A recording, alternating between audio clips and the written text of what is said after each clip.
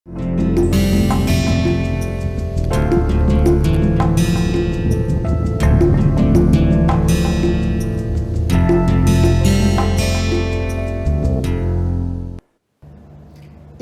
अध्याय में हम मांग, पूर्ति एवं बाजार संतुलन के बारे में पढ़ रहे हैं। अभी तक हमने मांग को समझा।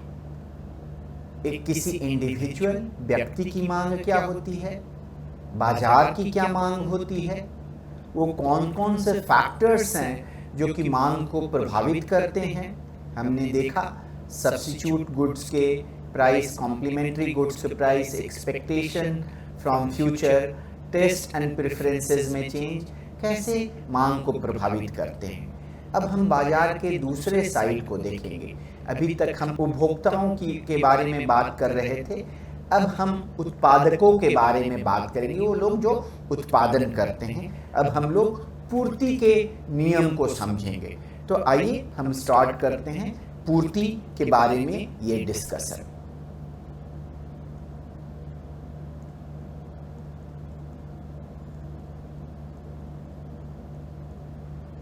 पूर्ति, हम इस साइड इंडिविजुअल की पूर्ति और बाजार की पूर्ति एक साथ समझेंगे। पहले हम चूंकि नए थे इस कोर्स में, तो हमने मांग में पहले एक व्यक्ति के मांग के बारे में समझा और हमने ये स्टडी किया कि व्यक्ति के मांग को एग्रीगेट करके हम कैसे बाजार की मांग तक पहुंचते हैं। यहाँ पे हम लोग जब पूर्ति की बात करेंगे तो हम इंडिविजुअल सप्लाई भी ले सकते हैं, मार्केट सप्लाई भी ले सकते हैं। ऐसे मैं आपको जरूर एक उदाहरण दूंगा जिसमें हम इंडिविजुअल सप्लाई से मार्केट सप्लाई की तरफ जाएंगे। पर जनरल डिस्कशन में हम लोग पूर्ति के बारे में यूं बात करेंगे जैसे ये इंडिविजुअल के लिए भी हो सकता है और पूरे बाजार के लिए भी हो सकता है। तो सबसे बेसिक सी बात है कि हमने जो समझी है कि जो डिमांड साइड है, डिमांड एक डाउनवर्ड स्लोपिंग कर्व होता है। हम लोग सप्लाई साइड में, पूर्ति के साइड में देखेंगे कि इसकी ढलान जो होती है ऊपर की तरफ होती है ना, अपवर्ड स्लोपिंग कर्व है। हमें कुछ ऐसा कर्व मिलेगा। अगेन हम वाई एक्सिस पे, ऊर्ध्व अक्ष पे पी को रखेंगे एंड क्षैतिज अक्ष पे क्यू को, क्वांटिटी को रखेंगे, मात्रा को रखेंगे, है ना। ये मैं आपको बता दूं कि इकोनॉमिक्स का बड़ा ही एक अजीब सी चीज़ है। आप देखेंगे गणित में या विज्ञान में आपका जो इंडिपेंडेंट वेरिएबल जो होता है, इंडिपेंडेंट वेरिएबल जो होता है वो टिपिकली एक्स एक्सिस पे होता है, क्षैतिज अक्ष पे होता है, और डिपेंडेंट वेरिएबल जो होता है वो वाई एक्सिस पे होता है। यहाँ पे हम जब पूर्ति की बात करें या मांग की बात करें, Q को as a function of P लिखा जाता है। इसका मतलब ये हुआ कि P जो है इंडिपेंडेंट वेरिएबल की तरह है और Q जो है सो डिपेंडेंट वेरिएबल की तरह है। फिर भी Q जो है सो एक्स एक्सिस पे है और P जो है सो वाई एक्सिस पे है। तो इसका हम बराबर ध्यान रखेंगे। ये इकोनॉमिक्स में ऐसा करते हैं। आपको मैं दो कारण बता सकता हूँ। एक कारण है कि सबसे पहली जो बुक इकोनॉमिक्स की आई थी, जिसको हम कह सकते हैं टेक्स्ट बुक, वो थी principle of economics, Alfred Marshall के द्वारा 1885 में लिखी गई थी। और उन्होंने इस तरह से चित्र बनाया था कि Q जो था सो एक्स एक्सिस पे था और P जो था सो वाई एक्सिस पे था। तो हम कह सकते हैं कि उनको ऑनर करने के लिए हम इस ट्रेडिशन को कंटिन्यू किए हुए हैं। बट हम ये भी समझें कि एक और कारण है जो कि ज़्यादा इम्पॉर्टेंट है एक तरह से कहें तो, अगर क्योंकि एक थोड़ा रिवीजन भी हो जाएगा डिमांड साइड का। सिमिलर थिंग हम लोग सप्लाई साइड में भी देखेंगे। सो ये आपका डिमांड फंक्शन है, यहाँ पे P है और x एक्सिस पे Q है। और हमने आपको बताया था कि दो तरीके से पढ़ सकते हैं। एक पढ़ सकते हैं कि जब प्राइस P नॉट है तो Q नॉट क्वांटिटी ये व्यक्ति मांग रहा है, अगर ये व्यक्ति का मांग कर्व है और अगर बाजार का मांग कर्व है, तो P0 प्राइस पे पूरे मार्केट में Q0 मात्रा का की मांग है बाजार में। दूसरा तरीका इस ग्राफ का पढ़ने का है कि अगर बाजार में Q0 मांग है तो जो सीमांत उपयोगिता है लास्ट गुड की, उसकी सीमांत उपयोगिता P0 है। ये हम ऑब्जर्व नहीं कर सकते कि कौन सा लास्ट गुड है, लेकिन फ्रॉम ग्राफ ये क्लियर है कि अगर P0 total amount of good sold हो रहा है मार्केट में, तो लास्ट गुड की सीमांत उपयोगिता जो बेची जा रही है उसकी P0 है। तो हम इसको Q as a function of P, इसको हम मांग का वक्र कह सकते हैं, और इसी का इन्वर्स जो है हमने देखा है कि इसको हम P as a function of Q लिख सकते हैं, जहाँ पे P जो है वो लास्ट गुड का मार्जिनल वैल्यू है। तो ये Q वर्सेस मार्जिनल वैल्यू का कर्व है और दोनों इस तरह से ड्रॉ करने में सेम ही कर्व आता है। तो इस इंटरप्रिटेशन को ये ग्राफ दर्शा रहा है। सेम चीज हम लोग सप्लाई साइड कर सकते हैं। सेम ग्राफ जो है यहाँ पे अपवर्ड स्लोपिंग ग्राफ है।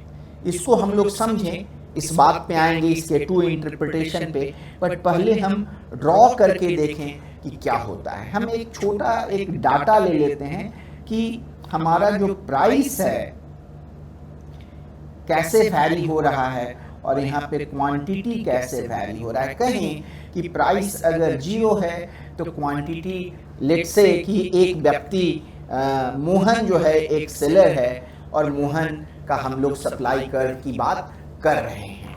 तो अगर प्राइस 0 है तो मोहन 0 क्वांटिटी बेचने को तैयार है। अगर प्राइस 1 है तो भी मोहन 0 क्वांटिटी बेचने को तैयार है। 2 में भी 0 तैयार है। कहिए 3, 4 तक, 5 तक वो 0 बेचने को तैयार है। वो नहीं बेचना चाहता है इन प्राइस पे। क्यों? इसके बारे में भी बात करेंगे। जब ये 6 होता है तो वो 4 यूनिट बेचने को तैयार है। जब 7 होता है तो वो कहिए 7 यूनिट बेचने को तैयार है। जब 8 होता है तो कहिए 11 यूनिट बेचने को तैयार है। 9 है तो 15 यूनिट बेचने को तैयार है। इस तरह से हम लोग ग्राफ बना सकते हैं। तो इसको अगर हम लोग प्लॉट करें तो कुछ ऐसा दिखेगा। अगर यहाँ पे 5 है तो यहाँ पे ये 5 है, तो जब तक प्राइस 5 होता है तब तक हम देखते हैं क्वांटिटी 0 ही है। तो यहाँ पे हमें इस तरह से 0 मिलता जाएगा। सो यहाँ पे 0 सप्लाई होगा। और 6 पे हमारा 4 है, 7 पे हमारा 11 है। तो इस तरह से हमारा ग्राफ बढ़ रहा है। तो ये जो है मोहन का पूर्ति वक्र हो जाएगा। अब हम समझने की ये कोशिश करते हैं कि मोहन कम प्राइस में क्यों नहीं गुड सप्लाई करने को तैयार है। हम लोग सोचते हैं कि एग्जाम्पल, उदाहरण स्वरूप लेते हैं कि मोहन आम बाजार में बेचता है। तो अगर कहें कि उसका कोई खर्च नहीं आ रहा है, एक एज्यूम कर सकते हैं मेंटल एक्सरसाइज में, उसे आम के उत्पादन में कोई खर्च नहीं आ रहा है। जो भी खर्च आ रहा है वो आम तोड़ने में आ रहा है। बट आम तोड़ने के लिए परिश्रम करने की ज़रूरत है। उसे अपने घर से उठकर बगीचा में जाना होगा। अगर प्राइस बहुत ही कम है तो वो उठकर बगीचा में जाने को तैयार नहीं है। इस कारण से वो इस लो प्राइस पे एक भी आम बाजार में बेचने को तैयार नहीं है। जब प्राइस 6 होता है तो वो बगीचा जाता है और हाथ से जो नीचे के डाल पे आम है उसे तोड़ लेता है। ऊपर के आम तोड़ने में उसे और मेहनत करने पड़ेंगे। तो जब वो इंतजार करेगा कि बाजार में और प्राइस हो, तो अगर प्राइस 7 होगा तो वो 7 यूनिट सप्लाई करने को तैयार है। जैसे जैसे प्राइस बढ़ेगा वैसे वैसे वो ज़्यादा यूनिट सप्लाई करने को तैयार होगा। आप अगर एक प्राइस पे 5 रुपए पे 10 पीस बेचने को, 5 रुपए प्रति पीस के रेट से 10 पीस बेचने को तैयार हैं, तो अगर प्राइस 6 हो जाएगा तो डेफिनेटली 10 पीस बेचेंगे। हो सकता है थोड़ी और मेहनत करके थोड़ा और ज़्यादा बेच लें। सो ये एक लॉजिक है, क्योंकि सप्लाई करने में परिश्रम करना पड़ता है। सो एक ये कारण है कि supply curve is upward sloping curve. अगर हम मोहन की जगह इस कर्व को एक बाजार का सप्लाई कर्व समझ लें तो एक और कारण समझ में आता है कि क्यों सप्लाई कर्व जो है अपवर्ड स्लोपिंग कर्व होता है। मोहन का एक फ्रेंड है सोहन, वो मछली पकड़ा करता है। जब प्राइस आम का कम है तो वो सोचता है कि आम बेचने में कोई फायदा नहीं है, मछली पकड़ना ज़्यादा आसान है, मैं मछली ही बेचूंगा।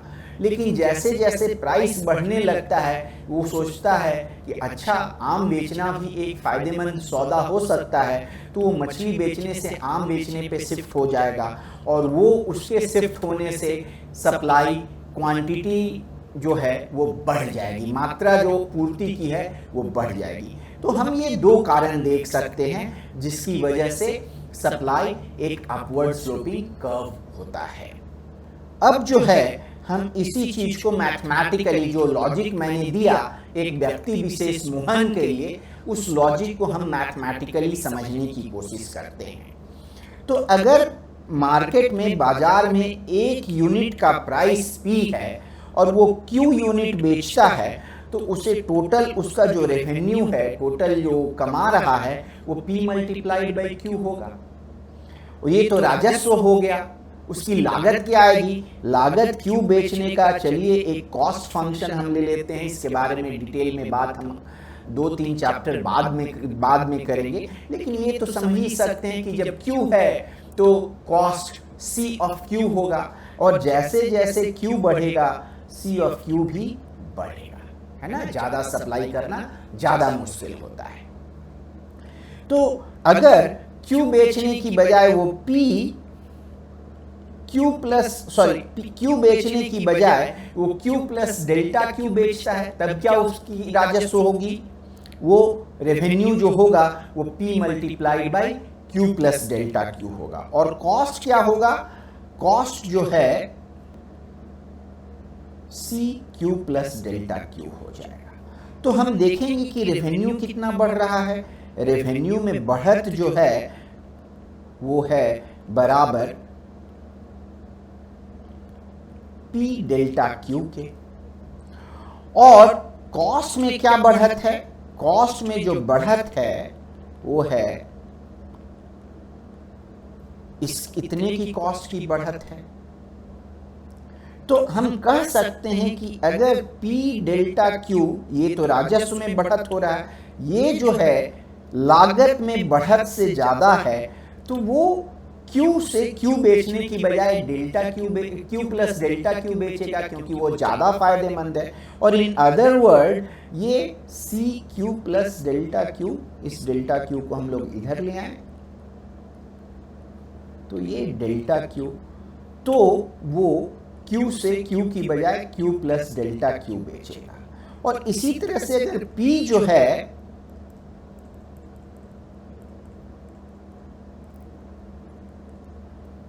तो वो Q से Q प्लस डेल्टा Q की तरफ नहीं जा करके वो और कम कर लेगा, है ना। वो डेल्टा Q कम ही बेचेगा। और जब तक ऐसी हालात बनी रही वो अपने सप्लाई को कम करता रहेगा, क्वांटिटी सप्लाई को कम करता रहेगा मार्केट में। बाय द वे, इसको हमने पहले भी डिस्कस किया है ऐसे। ये क्या है? सीमांत लागत है। इसको हम लोग MCQ कह सकते हैं, इंग्लिश में मार्जिनल कॉस्ट, और हिंदी में इसको सीमांत लागत कह सकते हैं, है ना। इसे अगर समझना है तो आप डेल्टा Q को 1 के बराबर ले लो। तो डेल्टा Q को 1 के बराबर ले लो तो ये टर्म कैसा दिखेगा? ये दिखेगा CQ plus 1 minus CQ divided by 1। मतलब कॉस्ट में जो बढ़ोतरी है, लागत में बढ़ोतरी है एक और ज्यादा प्रोड्यूस करने में, उसको हम लोग सीमांत लागत कहेंगे, है ना। उसी को हम ये भी कह सकते हैं कि लागत में जो बढ़ोतरी की दर है क्वांटिटी के साथ, उसको हम लोग सीमांत लागत कहते हैं। ये दूसरा डेफिनेशन ज्यादा एप्रोप्रिएट है, लेकिन पहला डेफिनेशन समझने में ज्यादा आसान है। तो बड़ा ही सिंपल सा बात आ गया कि अगर P MC Q से बड़ा है तो वो सप्लाई का अमाउंट बढ़ाएगा, और P अगर MC Q से छोटा है तो सप्लाई का अमाउंट घटाएगा। तो किस लेवल पे सप्लाई करेगा? जब P MC Q के बराबर है ना, इसी लेवल पे सप्लाई किया जाएगा। तो इस अगर हम डेटा को देखें तो इसका क्या मतलब है कि अगर वो 15 क्वांटिटी सप्लाई कर रहा है तो 15वें क्वांटिटी प्रोड्यूस करने का जो कॉस्ट है वो 9 के बराबर है, तभी तो वो 15 तक सप्लाई कर रहा है। उसी तरह से 11वां अगर वो सप्लाई कर रहा है तो 11वें वस्तु की लागत 8 के बराबर है। तो इससे हम समझ सकते हैं। अब ग्राफ में हम लोग दोनों इंटरप्रिटेशन देख सकते हैं कि क्या होगा। जो हम पहले वाला ही ग्राफ लें उसको इस बार ग्रीन कलर से रखें, सेम ग्राफ है, इस तरह का ग्राफ है P और Q। तो इसका 2 इंटरप्रिटेशन है। एक इंटरप्रिटेशन है कि P0 जब प्राइस है तो ये सेलर जो है, अगर एक सेलर विशेष के लिए है तो Q0, और अगर मार्केट विशेष के लिए है तो ये Q0 मार्केट का क्वांटिटी सप्लाइड है, सप्लाई की गई मात्रा है। उसी तरह अगर प्राइस बढ़ जाएगा ये P1 हो जाएगा, तो सेलर जो है Q1 amount of quantity market में सप्लाई पूर्ति करने को तैयार है। एक दूसरा इंटरप्रिटेशन ये है, इधर से ऐसे न जा करके हम लोग पहले यहाँ से शुरू करें। अगर मार्केट में कोई सेलर Q1 मात्रा सप्लाई कर रहा है तो लास्ट यूनिट का जो कॉस्ट ऑफ प्रोडक्शन है, सीमांत लागत है, वो P1 के बराबर है। अगर सेलर Q0 अमाउंट सप्लाई कर रहा है तो लास्ट जो अमाउंट है Q0, उसकी जो लागत है, सीमांत लागत उसको जो प्रोड्यूस करने में लगी है वो P0 है। तो ये हमारा 2 डिफरेंट इंटरप्रिटेशन है सप्लाई कर्व के लिए। तो अगर हम पूर्ति वक्र की परिभाषा लिखना चाहें तो हम कैसे लिख सकते हैं? हम लिखेंगे एक पूर्ति वक्र रेखा चित्र के माध्यम से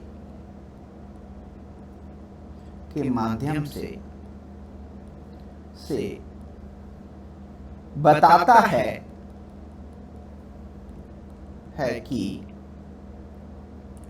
यह विक्रेता, अगर हम एक सेलर की बात कर रहे हैं, मार्केट की बात नहीं कर रहे हैं, एक विक्रेता कि यह विक्रेता दिए गए मूल्य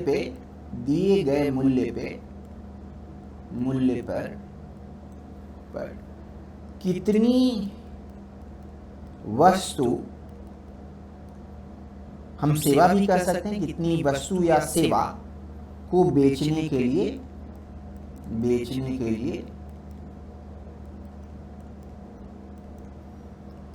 तैयार है। ठीक है, हम रेखा चित्र, क्योंकि वक्र की बात कर रहे हैं तो हम चूंकि प्लॉट कर रहे हैं तो रेखा चित्र के माध्यम से बता रहे हैं। बट कोई जरूरी नहीं है कि ये रेखा चित्र ही हो, एक फॉर्मुलेशन भी हो सकता है। Q quantity supply as a function of P, एक प्राइस का एक फलन है, बट यहाँ पे हम टिपिकली इसको सप्लाई फंक्शन कह देंगे और पूर्ति फलन कह देंगे। ऐसे मैं आपको बता दूं कि ये टर्म इंटरचेंजेबली यूज होते हैं, या आप सप्लाई फंक्शन कह लीजिए या सप्लाई कर्व कह लीजिए इंग्लिश में, और हिंदी में इसको पूर्ति वक्र कह सकते हैं, वक्र, या इसको सप्लाई शेड्यूल कह लीजिए, पूर्ति तालिका, सारी एक ही चीज है ना। ये नाम ज़्यादा एप्रोप्रिएट है जब हम ग्राफ बना रहे हो, ये नाम ज़्यादा एप्रोप्रिएट है जब हम गणितीय फॉर्मूला के द्वारा बता रहे हो, और ये नाम ज़्यादा एप्रोप्रिएट है जब हम टेबल के माध्यम से बता रहे हो। बट तीनों एक ही चीज़ है, तीनों में कोई अंतर नहीं।